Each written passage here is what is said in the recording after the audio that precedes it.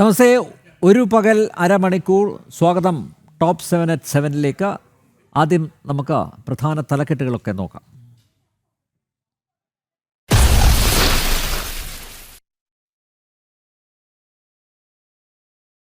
നടിയെ ആക്രമിച്ച കേസിൽ 6 പ്രതികൾക്കും 20 വർഷം കഠിന തടവും 50,000 രൂപ വീതം പിഴയും വിധിച്ച് എറണാകുളം പ്രിൻസിപ്പൽ സെഷൻസ് കോടതി. ഗൂഢാലോചനയ്ക്ക് ഉൾപ്പെടെയാണ് തടവ് ശിക്ഷ വിധിച്ചത്. 5 ലക്ഷം രൂപ അതിജീവിതയ്ക്ക് നൽകണമെന്ന് കോടതി ഉത്തരവിട്ടു. ശിക്ഷ പ്രഖ്യാപിക്കുന്നതിൽ കേസിൻ്റെ സെൻസേഷണൽ സ്വഭാവം ബാധിച്ചിട്ടില്ലെന്ന് ജഡ്ജി ഹണി എം വർഗീസ് വിധി പ്രസ്താവത്തിൽ പറഞ്ഞു. നമുക്ക് മിഥുൻ അയ്യപ്പനിൽ നിന്ന് കൂടുതൽ വിവരങ്ങൾ അറിയാം. മിഥുൻ, എന്തായാലും കേരളം കാത്തിരുന്ന വിധി ഉണ്ടായിരിക്കുന്നു. പക്ഷേ പ്രോസിക്യൂഷൻ അതൃപ്തി അറിയിച്ചിട്ടുണ്ട്. എന്തായാലും അപ്പീലിന് പോകാനും പ്രോസിക്യൂഷൻ തീരുമാനിച്ചിട്ടുണ്ട്.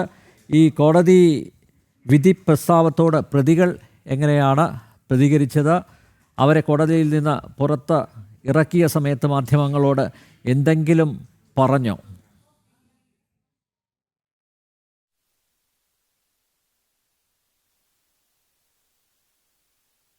ഏതാണ്ട് 4:30-ക്ക് ശേഷമാണ് വിധി പ്രസ്താവം ആരംഭിച്ചത്.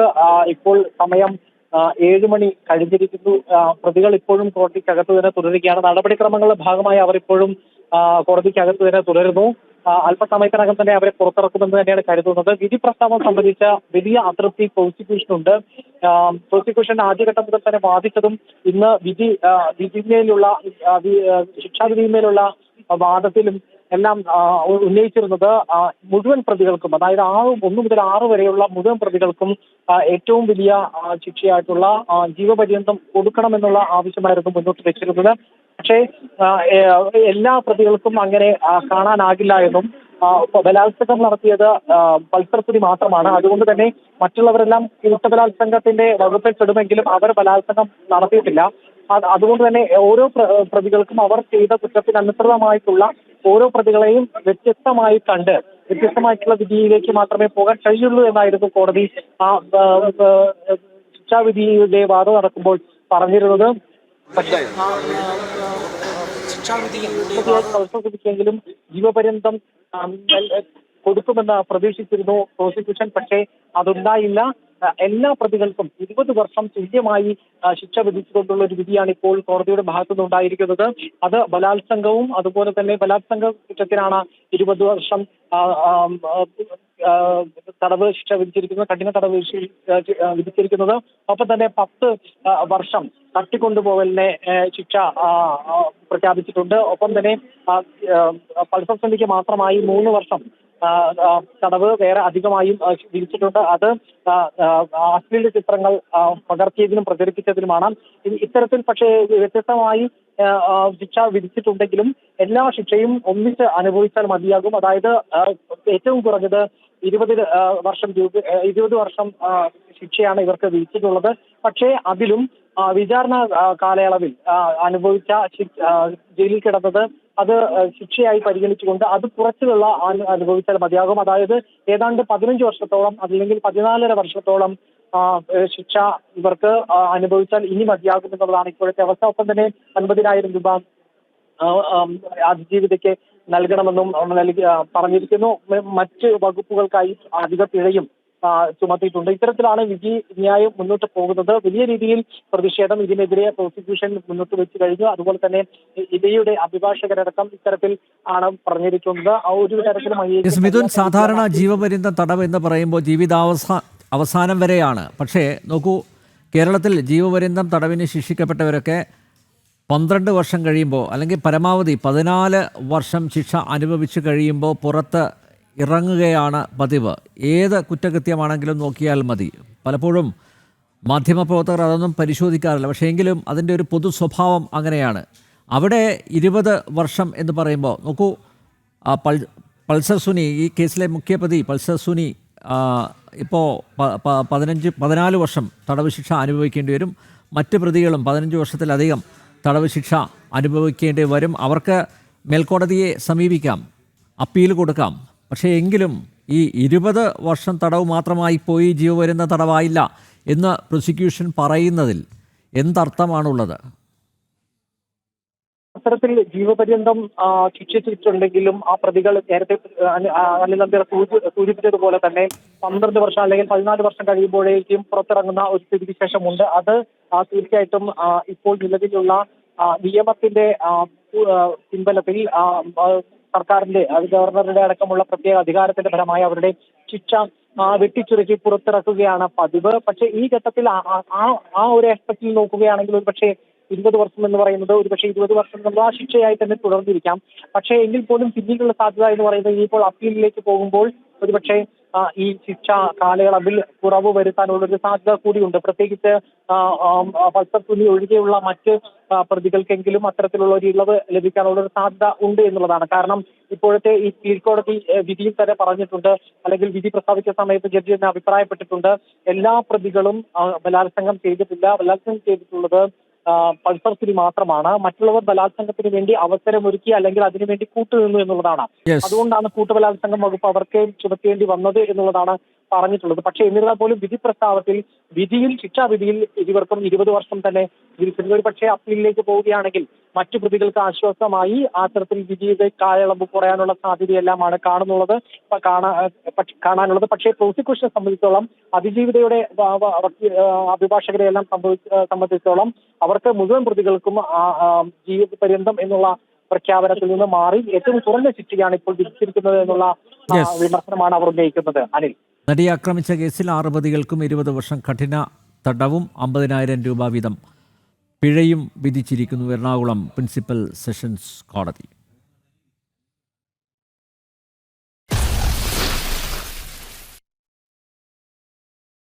ശബരിമല സ്വർണ്ണക്കവർച്ചാ കേസിൽ പ്രതിയായ ദേവസ്വം മുൻ പ്രസിഡന്റും CPM നേതാവുമായ A. പത്മകുമാറിന് ജാമ്യമില്ല. കൊല്ലം വിജിലൻസ് കോടതിയാണ് ജാമ്യാപേക്ഷ തള്ളിയത്. അതേസമയം കേസിൽ ഒന്നാം പ്രതിയായ ഉണ്ണികൃഷ്ണൻ പോറ്റി വിജിലൻസ് കോടതിയിൽ ജാമ്യാപേക്ഷ നൽകിയിട്ടുണ്ട്. ശബരിമല കട്ടിലപ്പാളി സ്വർണ്ണക്കവർച്ചാ കേസിൽ A. പത്മകുമാർ സമർപ്പിച്ച ജാമ്യഹർജിയാണ് കൊല്ലം വിജിലൻസ് കോടതി തള്ളിയത്. താൻ മാത്രമല്ല ദേവസ്വം ബോർഡിലെ മറ്റംഗങ്ങൾക്കും കാര്യങ്ങൾ അറിയാമായിരുന്നു എന്നതാണ് A. പത്മകുമാറിന്റെ ജാമ്യാപേക്ഷയിൽ പറയുന്നത്. മിനിറ്റ്സിൽ ചെമ്പെന്ന് രേഖപ്പെടുത്തിയതുൾപ്പെടെ എല്ലാവർക്കും അറിയാമായിരുന്നു. പ്രായമായ ആളായതിനാൽ പരിഗണന വേണമെന്നും പത്മകുമാർ ജാമ്യഹർജിയിൽ ആവശ്യപ്പെട്ടു. എന്നാൽ ഉണ്ണികൃഷ്ണൻ പോറ്റിയെ പോലെ A. പത്മകുമാറിനും കേസിൽ കൃത്യമായ പങ്കുണ്ടെന്ന് പ്രോസിക്യൂഷൻ വാദിച്ചു. പ്രോസിക്യൂഷന്റെ ഭാഗത്തുനിന്നും അഡ്വക്കേറ്റ് സിജു രാജനാണ് ഹാജരായത്. വാദം പൂർത്തിയായതോടെ വിധി പറയുന്നത് ഇന്നത്തേക്ക് മാറ്റിവെക്കുകയായിരുന്നു. ജാമ്യാപേക്ഷ തള്ളിയതോടെ ഹൈക്കോടതിയെ സമീപിക്കുവാനാണ് നീക്കം. ഇരു കേസുകളിലും പ്രതിയാണ് CPM നേതാവ് കൂടിയായ A. പത്മകുമാർ. കേസിലെ മുഖ്യപ്രതിയായ ഉണ്ണികൃഷ്ണൻ പോറ്റി ആദ്യമായാണ് ജാമ്യഹർജി സമർപ്പിക്കുന്നത്. എല്ലാം ദേവസ്വം ബോർഡ് അംഗങ്ങളുടെ അനുമതിയോടെയാണ് ചെയ്തതെന്ന് ഉണ്ണികൃഷ്ണൻ പോറ്റി ജാമ്യാപേക്ഷയിൽ പറയുന്നു. ഈ മാസം 18-ന് വിജിലൻസ് കോടതി ജാമ്യാപേക്ഷ പരിഗണിക്കും. ജനം, കൊല്ലം. തദ്ദേശ തെരഞ്ഞെടുപ്പ് ഫലം അറിയാൻ മണിക്കൂറുകൾ മാത്രം ബാക്കി നിൽക്കെ അവസാനവട്ട കണക്കുകൂട്ടലുകളിലാണ് മുന്നണികൾ. ഇഞ്ചോടിഞ്ച് മത്സരമായിരുന്നു 2 ഘട്ടങ്ങളിലായി കടന്നുപോയത്. എല്ലാ മുന്നണികൾക്കും ഭരണം ലഭിക്കുമെങ്കിലും വരുന്ന നിയമസഭാ തെരഞ്ഞെടുപ്പിന്റെ ടീസർ കൂടിയാകും നാളത്തെ ഫലപ്രഖ്യാപനം. തദ്ദേശ തെരഞ്ഞെടുപ്പിന്റെ വോട്ടെണ്ണൽ നാളെ രാവിലെ വിവിധ കേന്ദ്രങ്ങളിൽ നടക്കും. ബ്ലോക്ക് തലത്തിലുള്ള കേന്ദ്രങ്ങളിൽ വെച്ച് പഞ്ചായത്തുകളുടെയും മുനിസിപ്പാലിറ്റി കോർപ്പറേഷൻ തലങ്ങളിൽ അതാത് സ്ഥാപനങ്ങളുടെയും വോട്ടെണ്ണും. സംസ്ഥാനത്താകെ 244 വോട്ടെണ്ണൽ കേന്ദ്രങ്ങളാണ് ക്രമീകരിച്ചിട്ടുള്ളത്. ഇതുകൂടാതെ 14 ജില്ലാ പഞ്ചായത്തുകളിലേക്കുള്ള പോസ്റ്റൽ ബാലറ്റുകൾ എണ്ണുന്നത് അതാത് ജില്ലാ കളക്ടറുടെ നേതൃത്വത്തിൽ കളക്ടറേറ്റിലായിരിക്കും. ഗ്രാമ, ബ്ലോക്ക്, ജില്ലാ പഞ്ചായത്തുകളുടെ വോട്ടെണ്ണുന്നത് ബ്ലോക്ക് തലത്തിലുള്ള കേന്ദ്രത്തിലായിരിക്കും. ഇവിടെ ഗ്രാമ, ബ്ലോക്ക് പഞ്ചായത്തുകളുടെ പോസ്റ്റൽ ബാലറ്റുകൾ അതാത് വരണാധികാരികളുടെ ടേബിളിൽ എണ്ണും. വോട്ടെണ്ണൽ നാളെ രാവിലെ 8-ന് ആരംഭിക്കും. ആദ്യം വരണാധികാരിയുടെ ടേബിളിൽ പോസ്റ്റൽ ബാലറ്റ് എണ്ണിത്തുടങ്ങും. തുടർന്ന് വോട്ടിംഗ് മെഷീനുകളിലെ വോട്ടുകൾ എണ്ണും. വോട്ടെണ്ണാൻ മണിക്കൂറുകൾ മാത്രം ശേഷിക്കെ കൂട്ടലും കുറയ്ക്കലും നടത്തുകയാണ് മുന്നണികൾ. ഇഞ്ചോടിഞ്ച് പോരാട്ടം നടന്ന മണ്ഡലങ്ങളിൽ വിജയമാർക്കുന്നതിൽ സസ്പെൻസ് നാളെ തീരും. പ്രാദേശിക വിഷയങ്ങൾ ചർച്ച ചെയ്യപ്പെടുന്ന തെരഞ്ഞെടുപ്പിൽ ശബരിമല സ്വർണ്ണക്കവർച്ച ഉൾപ്പെടെ ചർച്ചയായതിൽ ആശങ്ക ഇടതുമുന്നണിക്കുണ്ട്. നഷ്ടമായ പ്രതാപം തിരിച്ചുപിടിക്കാനിറങ്ങിയ കോൺഗ്രസിന് രാഹുൽ മാങ്കൂട്ടത്തിൽ ഉണ്ടാക്കിയ ക്ഷീണം തിരിച്ചടിയാകുമോ എന്ന ആശങ്ക കോൺഗ്രസ് ക്യാമ്പുകൾക്കുമുണ്ട്. അതേസമയം പ്രധാനമന്ത്രി നരേന്ദ്രമോദി നടപ്പാക്കിയ പദ്ധതികൾ കേരളത്തിൽ മികച്ച നേട്ടമുണ്ടാക്കുമെന്ന പ്രതീക്ഷയ്ക്കൊപ്പം ഇടത് വലത് മുന്നണികളോടുള്ള ജനത്തിന്റെ അപ്രീതിയും NDAക്ക് സാധ്യത വർദ്ധിപ്പിക്കുന്നു. മുൻവർഷത്തെ അപേക്ഷിച്ച് കൂടുതൽ നഗരസഭകളും വാർഡുകളും കൈപ്പിടിയിൽ ഒതുക്കുമെന്ന് പ്രതീക്ഷിക്കുന്നുമുണ്ട് NDA. നിയമസഭാ തെരഞ്ഞെടുപ്പിന് മുന്നോടിയായി നടന്ന തെരഞ്ഞെടുപ്പിൽ വിജയം 3 മുന്നണികൾക്കും നിർണായകമാണ്. ജനം, തിരുവനന്തപുരം.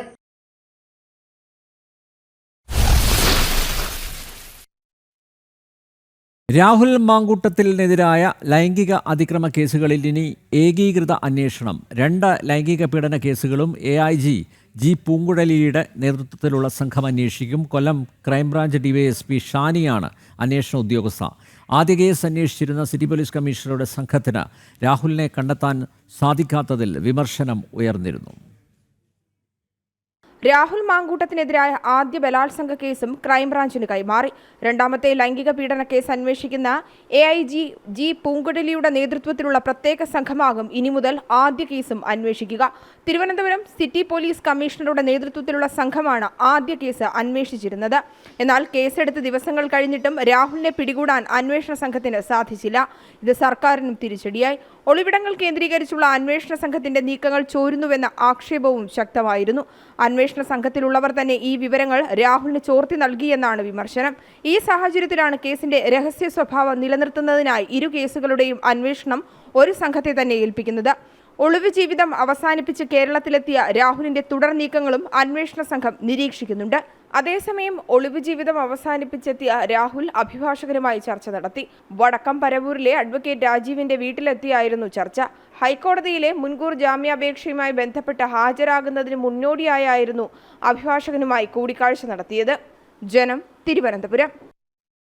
ബലാത്സംഗ കേസുകളിലെ പ്രതിയായ രാഹുൽ മാങ്കൂട്ടത്തിൽ MLA സ്ഥാനം രാജിവെക്കില്ല. പാലക്കാട് തന്നെ തുടരാനാണ് രാഹുലിൻ്റെ തീരുമാനം. അതിനിടെ സ്വകാര്യത പ്രശ്നം ഉണ്ടാക്കുന്നതിനാൽ രാഹുലിനോട് ഫ്ളാറ്റ് ഒഴിയാൻ അസോസിയേഷൻ ആവശ്യപ്പെട്ടു. രാഹുലിന് കോൺഗ്രസുകാർ പൂച്ചെണ്ട് നൽകി സ്വീകരിച്ചതിനെതിരെ രൂക്ഷ വിമർശനവുമായി BJP ഈസ്റ്റ് ജില്ലാ അധ്യക്ഷൻ പ്രശാന്ത് ശിവനും രംഗത്തെത്തി. 14 ദിവസത്തെ ഒളിവ് ജീവിതം അവസാനിപ്പിച്ച് ഇന്നലെ വൈകിട്ട് പാലക്കാട് പൊങ്ങിയ ബലാത്സംഗ കേസുകളിലെ പ്രതിയായ രാഹുൽ മാങ്കൂട്ടത്തിൽ MLA സ്ഥാനം രാജിവെക്കേണ്ട എന്ന നിലപാടിലാണ്. ഇനിയും മണ്ഡലത്തിൽ തന്നെ ഉണ്ടാകുമെന്നുള്ളതാണ് മാധ്യമങ്ങളുടെ ചോദ്യത്തിന് രാഹുൽ നൽകിയ പ്രതികരണം. രാഹുൽ ഇന്നലെ വോട്ട് ചെയ്യാനെത്തിയപ്പോൾ കോൺഗ്രസ് പ്രവർത്തകർ ബൊക്കെ നൽകി സ്വീകരിച്ചതിനെതിരെ രൂക്ഷമായ വിമർശനം ഉയരുന്നുണ്ട്. പാർട്ടിയിൽ നിന്ന് പുറത്താക്കിയെന്ന് പറയുമ്പോൾ രാഹുലിന് കോൺഗ്രസുകാർ പൂച്ചെണ്ട് നൽകിയതിൽ നിന്ന് കോൺഗ്രസിന്റെ ഇരട്ടത്താപ്പ് പുറത്തായിരിക്കുകയാണെന്ന് BJP ഈസ്റ്റ് ജില്ലാ അധ്യക്ഷൻ പ്രശാന്ത് ശിവൻ പറഞ്ഞു. ഒരു കോൺഗ്രസുകാരനായി കോൺഗ്രസിന്റെ നേതാവിനെ പോലെ തന്നെ പ്രവർത്തിച്ചു. അതിനുശേഷം കോൺഗ്രസ് പാർട്ടിയിൽ നിന്ന് പുറത്താക്കിയെന്ന് കഴിഞ്ഞ കുറച്ച് ദിവസങ്ങൾക്ക് മുന്നേ പറഞ്ഞു. ഇന്നലെ അദ്ദേഹം ഇവിടെ പാലക്കാട് എത്തിയ സമയത്ത് അദ്ദേഹത്തിന് ബൊക്കെ കൊടുത്തുകൊണ്ട് സ്വീകരിച്ചതാരാണ്? കോൺഗ്രസ് പാർട്ടിയുടെ നേതാക്കന്മാർ തന്നെയാണ്. ഈ ഷാഫിയെയും രാഹുലിനെയൊന്നും ഒഴിവാക്കി പോകാനായിട്ട് കോൺഗ്രസ് പാർട്ടിക്ക് സാധിക്കില്ല എന്നത് ഒരിക്കൽ കൂടെ ബോധ്യം വന്നിരിക്കുകയാണ്. അപ്പോൾ ഇവർ ഇന്നാട്ടിലെ ജനങ്ങളെ പറഞ്ഞ് പറ്റിക്കുകയാണ് കോൺഗ്രസ്സുകാർ ചെയ്യുന്നത്. ഒരു വശത്ത് രാഹുലിനെ പുറത്താക്കിയെന്ന് പറയുന്നു, അതേ സമയത്ത് കോൺഗ്രസിൻ്റെ പ്രവർത്തകന്മാരൊക്കെ തന്നെ രാഹുലിനെ സ്വീകരിക്കുന്ന കാഴ്ചയും കാണാൻ സാധിക്കുന്നുണ്ട്. ഭാരതീയ ജനതാ പാർട്ടി ഈ വിഷയത്തിൽ തുടക്കം മുതൽ നിലപാട് പറഞ്ഞിട്ടുണ്ട്. രാഹുൽ മാങ്കൂട്ടത്തിൽ MLA സ്ഥാനം രാജിവെക്കുന്നതുവരെ ഭാരതീയ ജനതാ പാർട്ടിയുടെ ഭാഗത്തു നിന്നുള്ള പ്രതിഷേധങ്ങൾ ഉണ്ടാവുക തന്നെ ചെയ്യും. ഒപ്പം പോലീസ് രാഹുലിനെ പിടികൂടാതിരുന്നത് ബോധപൂർവമാണെന്നും ഇന്നലെ മാധ്യമങ്ങൾക്ക് മുന്നിൽ രാഹുലിനെ സംരക്ഷിച്ചത് ഇതിന്റെ ഭാഗമാണെന്നും പ്രശാന്ത് ശിവൻ ആരോപിച്ചു. ഈ കേരള പോലീസിന്റെ കയ്യെത്തും ദൂരത്ത് രാഹുൽ ഉണ്ടായിട്ടും എന്തുകൊണ്ട് രാഹുലിനെ അറസ്റ്റ് ചെയ്തില്ല? രാഹുൽ ഒളിവിലുള്ള സ്ഥലമൊന്നും പോലീസിന് അറിയാഞ്ഞിട്ടൊന്നുമില്ല. പക്ഷേ ഇവിടെ വലിയ രീതിയിൽ പോലീസ് ഉദ്യോഗസ്ഥന്മാരുടെ ഭാഗത്തുനിന്ന് ഈ കേരള സംസ്ഥാന സർക്കാരിന്റെ ഭാഗത്തുനിന്ന് രാഹുലിനെ വലിയ രീതിയിൽ സഹായിച്ചിട്ടുണ്ട്. എന്നാൽ കോൺഗ്രസ് നേതാക്കളോ പ്രവർത്തകരോ രാഹുലിനൊപ്പം പോയിട്ടുണ്ടെങ്കിൽ പരിശോധിച്ച് നടപടി സ്വീകരിക്കുമെന്നും രാഹുലിന്റെ കൂടെ ഉണ്ടായിരുന്ന ഇക്ബാൽ KSUവിന്റെ മുൻ ജില്ലാ സെക്രട്ടറി ആയിരുന്നുവെന്നും DCC പ്രസിഡന്റ് A തങ്കപ്പൻ പറഞ്ഞു. എവിടെ ആരാണ് ജില്ലാ സെക്രട്ടറി? ജില്ലാ പ്രസിഡന്റ് പറഞ്ഞു അങ്ങനെയില്ല, അവൻ നേരത്തെ ആയിരുന്നു, ഇപ്പോഴില്ല. ഇപ്പം അയാൾ ഫ്ലെക്സ് ബിസിനസ്സും മറ്റുമായിട്ട് വാൾ പോസ്റ്റ് ഉണ്ടാക്കുന്ന ഒരു വ്യക്തിയാണ്. ഞാൻ കണ്ടപ്പോൾ വെച്ചാൽ ആരാണ് നിങ്ങൾ പറയുന്നത്? ആ പറയുന്ന വ്യക്തി കണ്ടപ്പോൾ ഞങ്ങൾക്ക് പോലും അറിയാത്ത ഒരാളെ. ഒരു കാര്യമുണ്ട്, രാഹുലിന് ഒരു വിധത്തിലും കോൺഗ്രസ് സംരക്ഷണം കൊടുക്കേണ്ട ആവശ്യമില്ല, കൊടുക്കില്ല. ഔദ്യോഗികമായിട്ടുള്ള ഒരാൾ പോകില്ല. നിങ്ങൾക്ക് പോയെങ്കിൽ അത് നടപടിയെടുക്കുകയും ചെയ്യും. അതിനിടെ രാഹുൽ മാങ്കൂട്ടത്തിൽ താമസിക്കുന്ന ഫ്ളാറ്റിൽ നിന്നൊഴിയാൻ അസോസിയേഷൻ നിർദ്ദേശം നൽകി. മാധ്യമങ്ങളും പോലീസും ഉൾപ്പെടെ നിരന്തരം എത്തുന്നതുകൊണ്ട് സ്വകാര്യതാ പ്രശ്നമുണ്ടാകുമെന്ന് ചൂണ്ടിക്കാണിച്ചാണ് ഈ മാസം 25-നകം തന്നെ ഒഴിയണമെന്ന് നിർദ്ദേശം നൽകിയത്. ഫ്ളാറ്റ് ഒഴിയാമെന്ന് രാഹുലും അറിയിച്ചു. ജനം, പാലക്കാട്.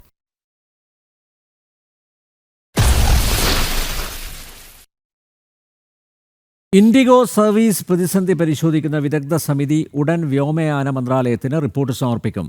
ഇൻഡിഗോ സിഇഒയിൽ നിന്ന് വിദഗ്ധ സമിതി കൂടുതൽ വിശദാംശങ്ങൾ തേടി അന്തിമ റിപ്പോർട്ടിന്റെ അടിസ്ഥാനത്തിൽ ഇൻഡിഗോയ്ക്കെതിരെ കർശന നടപടിയുണ്ടാകുമെന്ന് വ്യോമയാന മന്ത്രി രാം മോഹൻ നായിഡു വ്യക്തമാക്കിയിരുന്നു. വിമാന സർവീസുകൾ തുടർച്ചയായി റദ്ദാക്കിയതിൽ DGCയെ നിയോഗിച്ച വിദഗ്ധ സമിതി പരിശോധന തുടരുകയാണ്. ഇന്നലെയും ഇന്നുമായി ഇൻഡിഗോ സിഇഒയിൽ നിന്ന് വിവരങ്ങൾ ശേഖരിച്ചു. കൃത്യമായ കൂടിയാലോചനയ്ക്ക് ശേഷം പുറത്തിറക്കിയ ജോലി സമയ ചട്ടപ്രകാരം ആവശ്യമായ ക്രമീകരണങ്ങൾ ഒരുക്കാതെ പ്രതിസന്ധി മനഃപൂർവ്വം സൃഷ്ടിച്ചുവെന്നാണ് വിലയിരുത്തൽ. വിദഗ്ധ സമിതിയുടെ അന്തിമ റിപ്പോർട്ടിന്റെ അടിസ്ഥാനത്തിൽ കർശന നടപടിയുണ്ടാകുമെന്നും ആവശ്യമെങ്കിൽ ഇൻഡിഗോ സിഇഒയെ പുറത്താക്കാൻ നിർദ്ദേശിക്കുമെന്നും വ്യോമയാന മന്ത്രി രാംമോഹൻ നായിഡു വ്യക്തമാക്കിയിരുന്നു. ഇൻഡിഗോയുടെ 10% സർവീസുകൾ ഇതിനോടകം വെട്ടിക്കുറച്ചിട്ടുണ്ട്. റദ്ദാക്കുന്ന ടിക്കറ്റുകൾക്ക് മുഴുവൻ തുകയും റീഫണ്ട് നൽകണമെന്നും നിർദ്ദേശിച്ചു. സർവീസ് മുടങ്ങിയതിൽ ബുദ്ധിമുട്ട് നേരിട്ട യാത്രക്കാർക്ക് 10,000 രൂപയുടെ ട്രാവൽ വൗച്ചർ നൽകുമെന്ന് ഇൻഡിഗോ അറിയിച്ചിരുന്നു. ഇന്നലെയും ഇൻഡിഗോയുടെ 100-ലധികം സർവീസുകൾ മുടങ്ങി. ജനം, ഡൽഹി.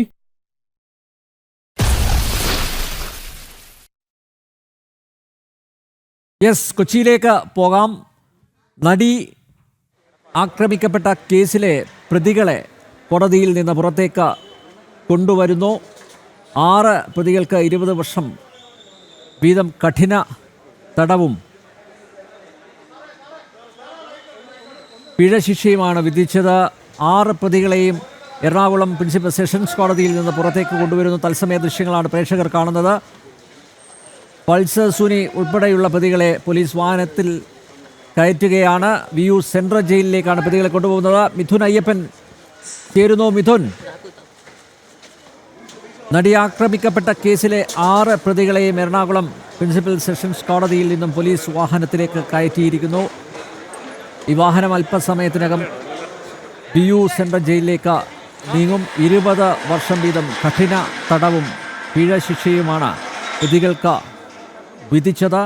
കേരളം കാത്തിരുന്ന വിധി പ്രോസിക്യൂഷന് തൃപ്തിയില്ല. മിഥുനിലേക്ക് പോകുന്നു. മിഥുൻ,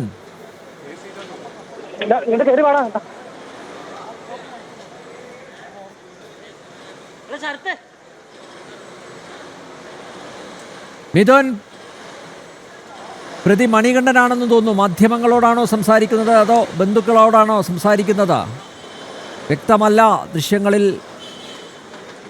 നിന്ന് കാണുന്നുണ്ട് ആരോടോ പുറത്തേക്ക് നോക്കി സംസാരിക്കുന്നു. മിഥുൻ, മാധ്യമങ്ങൾ ചോദിച്ചിരുന്നു ദിലീപ് പുറത്താണെന്നും താങ്കൾ അകത്തേക്ക് പോകാണെന്നടക്കം ചോദ്യങ്ങൾ ചോദിച്ചിരുന്നു. പക്ഷെ പ്രതികരിക്കാൻ തയ്യാറായിട്ടില്ല. ഒന്നും മിണ്ടുന്നില്ല എന്ന് തലയാട്ടി കാണിക്കുകയാണ് ചെയ്തത്. ഇപ്പോൾ പർച്ചേസിന്റെ അടക്കമുള്ള പ്രതികളെ പുറത്തേക്ക് കൊണ്ടുപോയിരിക്കുന്നു. ഇനി മെഡിക്കൽ അടക്കമുള്ള നടപടിക്രമങ്ങളാണ് ബാക്കിയുള്ളത്. അതിനുശേഷം അവരിപ്പോൾ കുറ്റവാളികളാണ്. ഇതുവരെ പ്രതികൾ എന്നുള്ള നിലയ്ക്കാണ് കണ്ടിരുന്നത്. ഇനിയിപ്പോൾ ജയിലിലേക്ക് കുറ്റവാളികൾ എന്നുള്ള നിലയ്ക്ക് പുറത്തേക്ക് ജയിലിലേക്ക് പോവുകയാണ്. അറിയാം, നേരത്തെ തന്നെ ഇത് സംബന്ധിച്ചുള്ള ഇതിനു മുമ്പ് പലപ്പോഴും ഈ കേസിൽ ഈ മാധ്യമങ്ങളോട് മുമ്പിൽ മൺസ്രാവുകളുണ്ടെന്നടക്കമുള്ള വലിയ പ്രതികരണങ്ങൾ വിളിച്ചു പറഞ്ഞ ഒരു ചരിത്രമുണ്ട്. ഇതിനു മുൻപ് അത്തരം സംഭവങ്ങൾ ഉണ്ടായിട്ടുണ്ട്. പക്ഷേ ഇപ്പോൾ നിലവിൽ മാധ്യമങ്ങൾ ചോദിച്ചു എന്തായിരുന്നു എന്നുള്ള കാര്യത്തിൽ ചോദിച്ചിരുന്നു. ദിലീപിനെ വെറുതെ വിട്ടതുമായി ബന്ധപ്പെട്ടുള്ള ചോദ്യങ്ങൾ ഉന്നയിച്ചിരുന്നു. പക്ഷേ ഒന്നും പറയാനില്ല എന്ന് തലയാട്ടി കാണിക്കുകയാണ് ചെയ്തത്. ഒന്നും പറയാനുണ്ടായിരുന്നില്ല. തലയാട്ടി കാണിച്ച് ഒന്നും പറയുന്നില്ല എന്ന് തലയാട്ടി കാണിച്ച് മടങ്ങിയിരിക്കുകയാണ് പൾസർ സുനിയും സംഘവും. ഇപ്പോൾ അവരെ മെഡിക്കൽ അടക്കമുള്ള നടപടികൾക്ക് വേണ്ടി ആശുപത്രിയിലേക്ക് മാറ്റും. പിന്നീട് മറ്റു നടപടിയിലേക്ക് പോകും. നടി ആക്രമിക്കപ്പെട്ട കേസിലെ കുറ്റവാളികളെ ശിക്ഷിക്കപ്പെട്ട 6 പേരെയും പൾസർ സുനി ഉൾപ്പെടെയുള്ള 6 പേരെയും പോലീസ് വാഹനത്തിൽ കയറ്റിക്കൊണ്ടുപോയിരിക്കുന്നു. എറണാകുളം പ്രിൻസിപ്പൽ സെഷൻസ് കോടതി കെട്ടിടത്തിൽ നിന്നും പ്രതികളെ പോലീസ് വാഹനത്തിൽ കയറ്റി മിഥുൻ പറഞ്ഞതുപോലെ മെഡിക്കൽ പരിശോധനയ്ക്ക് വിധേയമാക്കിയ ശേഷം ഇവരെ വിയു സെൻട്രൽ ജയിലിലേക്ക് കൊണ്ടുപോകും.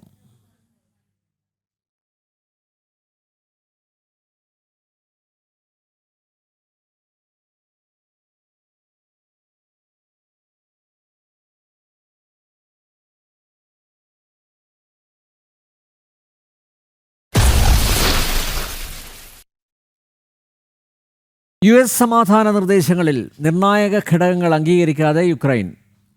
ഡൊണസ്ക് പ്രത്യേക സാമ്പത്തിക മേഖല ആക്കണമെന്നാണ് അമേരിക്കയുടെ നിർദ്ദേശം. മേഖലയിൽ നിന്നും യുക്രൈനും റഷ്യയും സൈന്യത്തെ പിൻവലിക്കണമെന്നും അമേരിക്കയുടെ സമാധാന നിർദ്ദേശങ്ങളിൽ പറയുന്നു. ഉക്രൈൻ നിയന്ത്രിക്കുന്ന ഡൊണസ്ക് പ്രത്യേക സാമ്പത്തിക മേഖലയാക്കി മാറ്റണമെന്ന നിർദ്ദേശമാണ് അമേരിക്ക മുന്നോട്ട് വെക്കുന്നത്. ഡൊണസ്ക് നിയന്ത്രിക്കുന്നതിൽ നിന്നും ഉക്രൈൻ പിന്മാറണമെന്നും നിർദ്ദേശമുണ്ട്. മേഖലയിൽ റഷ്യ ഉക്രൈൻ സൈനിക വിന്യാസം അവസാനിപ്പിക്കണമെന്നാണ് US നിലപാട്. അമേരിക്കയുടെ 20 ദിന സമാധാന പദ്ധതിയിൽ നിർദ്ദേശമുള്ളതായി ഉക്രൈൻ പ്രസിഡന്റ് വ്ളോഡിമിർ സെലൻസ്കി പറഞ്ഞു. നിർദ്ദേശം ഉക്രൈൻ അംഗീകരിച്ചിട്ടില്ല. സപ്പോറിഷ്യ മേഖലയിലെ സൈനിക അധികാരവും ആണവ കേന്ദ്രങ്ങളുടെ നിയന്ത്രണവും അവസാനിപ്പിക്കണമെന്നും സമാധാന നിർദ്ദേശങ്ങളുടെ ഭാഗമായി ഉക്രൈനോട് അമേരിക്ക നിർദ്ദേശിക്കുന്നു. 2 വിഷയങ്ങളിലും തീരുമാനമാകാത്തത് സമാധാന ധാരണ നടപ്പാക്കുന്നത് വൈകിപ്പിക്കുന്നുവെന്നാണ് ഉക്രൈൻ പ്രസിഡന്റ് അഭിപ്രായപ്പെടുന്നത്. ഇന്റർനാഷണൽ ഡെസ്ക്, ജനം.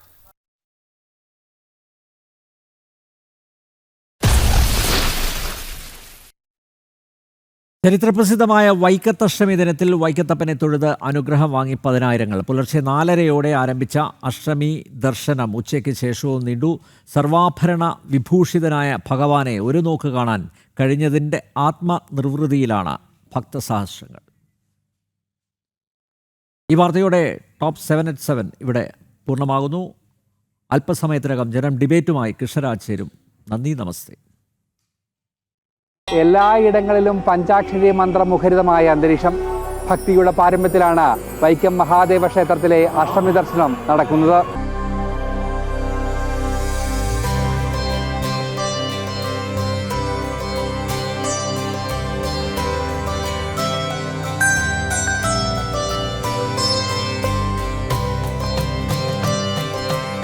ഇന്നലെ രാത്രി മുതൽ ആരംഭിച്ച ഭക്തരുടെ നീണ്ട നിര. പുലർച്ചെ ഭക്തരെ കൊണ്ട് നിബിഡമായി വൈക്കത്തപ്പന്റെ മണ്ണ്. അഷ്ടമി ദിവസം ഭഗവാനെ ദർശിച്ചാൽ പുണ്യമെന്നാണ് വിശ്വാസം. ഈ മണ്ണിൽ എത്തുക എന്നാണ് നമ്മുടെ എല്ലാവരുടെയും ആഗ്രഹം. ബാക്രപാദ മഹർഷിക്ക് ദർശനം കൊടുത്ത പോലെ നമുക്കും അനുഗ്രഹം കിട്ടേണ്ട വൈക്കത്തപ്പൻ്റെ മണ്ണ്. പിന്നെ അന്നദാന പ്രഭുവാണ്. ഇത് കഴിഞ്ഞാൽ അന്നദാനത്തിനാണ് ക്യൂ. അന്നദാനത്തിന് കഴിച്ച് തൃപ്തരായിട്ട്, അതായത് മനുഷ്യൻ ഇവിടെ വന്നു കഴിഞ്ഞാൽ ഭക്തിയും എല്ലാം ഇവിടെ ഒത്തിണങ്ങിയിരിക്കുന്ന ആ ഭഗവാന്റെ ആ പൂർണ്ണ രൂപം കണ്ട് ഒന്ന് ദർശിച്ച് നമുക്ക് മോക്ഷം പ്രാപിക്കുക, അതാണ് ഇവിടെ നടക്കുന്നത്. നമ്മുടെ ഉള്ളിലുള്ള ജീവന്റെ ഏറ്റവും ഉള്ളിലിരിക്കുന്ന ആ ശിവൻ എന്ന് പറയുന്ന ശങ്കരമായിട്ടുള്ള ആ സങ്കല്പത്തെ സാക്ഷാത്കരിക്കുന്നതിന് സാധിക്കും. അതിനു വേണ്ടിയിട്ടുള്ള ഒരു അന്വേഷണത്തിൽ ഇടപെട്ടിരിക്കുന്ന ആളുകൾ, സഹസ്രാംഗമായിട്ടുള്ള ഭക്തന്മാർ വൈക്കത്തേക്ക് ആ ശിവസാക്ഷാത്കാരത്തിനായിട്ടാണ് ഈ ദിവസം ഇവിടെ എത്തുന്നത്. അത് വലിയൊരു അനുഭൂതി തന്നെയാണ്. ആ ഒരു ഭഗവാനെ കാണുന്ന നിമിഷങ്ങൾ നൽകുന്ന ഒരു ആത്മസാക്ഷാത്കാരത്തിൻ്റെ നിർവൃതിയുടെ നിമിഷങ്ങൾ വളരെ അമൂല്യം തന്നെയാണ്. മഹാദേവ ക്ഷേത്രത്തിന്റെ കിഴക്കേ ആൽത്തറയിൽ തപസ്സനുഷ്ഠിച്ച വ്യാഘ്രപാദ മഹർഷിക്ക് ശ്രീ പരമേശ്വരൻ പാർവതി സമേതനായി ദർശനം നൽകി അനുഗ്രഹിച്ചത് ഈ ദിവസമെന്നാണ് വിശ്വാസം. വൈക്കത്തഷ്ടമിയുടെ ഒരു സങ്കല്പം എന്ന് പറയുന്നത് വ്യാഘ്രപാദ മഹർഷിക്ക് പാർവതി സമേതനായി വൃശ്ചിക മാസത്തിലെ കൃഷ്ണപക്ഷാഷ്ടമി ദിവസം പാർവതി സമേതനായ ഭഗവാൻ ദർശനമരുളി എന്നുള്ളതൊരു സങ്കല്പമാണ് ഈ വൈക്കത്തഷ്ടമി ആയിട്ട് ആഘോഷിക്കുന്നത്. അതിനു മുമ്പൊരു 12 ദിവസം മുമ്പാണ് കൊടിയേറ്റ്. ഇടതടവില്ലാതെ കലാപരിപാടികൾ, ചടങ്ങുകൾ എന്ന് വേണ്ട എല്ലാ തരത്തിലും ചടങ്ങുകളോടുകൂടിയും ആചാരപരമായിട്ടും എല്ലാ തരത്തിലും നിറഞ്ഞു നിൽക്കുന്ന വൈവിധ്യങ്ങളുടെ ഒരു ഉത്സവം തന്നെയാണ് എഴുന്നള്ളിപ്പുകളുടെ ഉത്സവം. എല്ലാ തരത്തിലും എല്ലാ അർത്ഥത്തിലും തികഞ്ഞൊരു ഉത്സവമാണ് വൈക്കത്തഷ്ടമി. അപ്പോൾ വ്യാഘ്രപാദ മഹർഷിക്ക് ദർശനമരുളി ആ ദിവസം ഭക്തജനങ്ങൾ എവിടെയാണെങ്കിലും വൈക്കത്തേക്ക് എത്തുക. വൈക്കത്തുകാർ മാത്രമല്ല, വൈകി വരുന്നവർക്കും പരസാഗരം അരുളുന്ന ഒരു മൂർത്തിയാണ് വൈക്കത്തപ്പൻ. അപ്പം വൈക്കത്തുകാരെ അപേക്ഷിക്കുന്നതിനപ്പുറം പുറമേ നിന്ന് വരുന്നവരെ കൂടെ ചേർക്കുന്ന ഒരാളാണ് വൈക്കത്തപ്പൻ. അഷ്ടമി വിളക്ക് രാത്രി 11-നാണ്. തുടർന്ന് വലിയ കാണിക്കയും നടക്കും. ഇതിനുശേഷമാണ് ഏറെ വികാരനിർഭരമായ ഉദയനാപുരത്തപ്പന്റെ വിടപറയൽ നടക്കുക. ജനം, കോട്ടയം.